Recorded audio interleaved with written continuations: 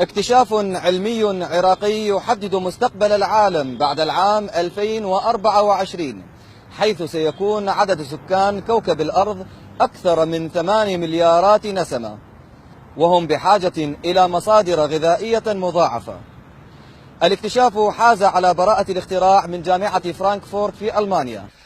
المكتشف العراقي هو أحد رجال الدين من الحوزة العلمية في النجف الأشرف، حاز على 13 براءة اختراع في مجال الطب والهندسة الوراثية، ويتقن اللغة الإنجليزية والفرنسية والألمانية والفارسية، فضلا عن لغته الأم اللغة العربية.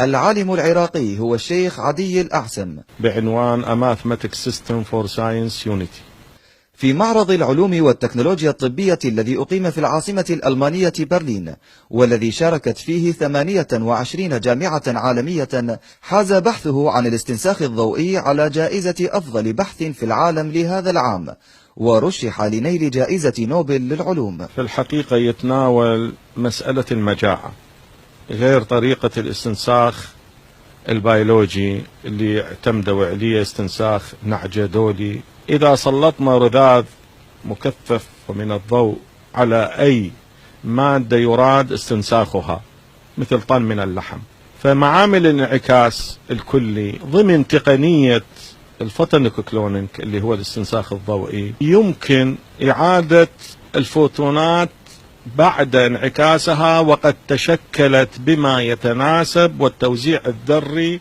للمادة المراد استنساخها، ما يزيد على 600 باحث من 28 دولة مشاركة.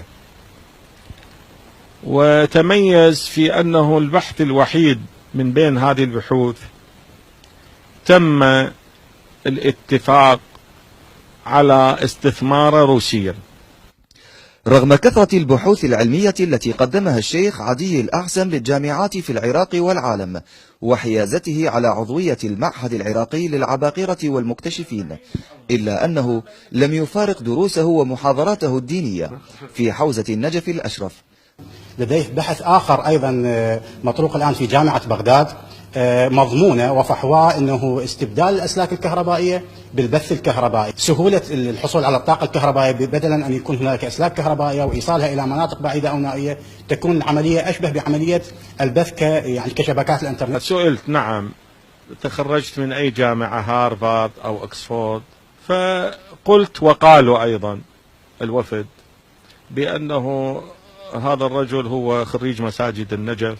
لم تعتكف الحوزة الدينية في النجف الأشرف على البحوث الفقهية فقط، فأغلب من يحصل من المرجعيات الدينية على درجة الاجتهاد تكون له أبحاثا علمية متنوعة في علوم الطب والكيمياء والرياضيات والفلك وغيرها من العلوم الطبيعية.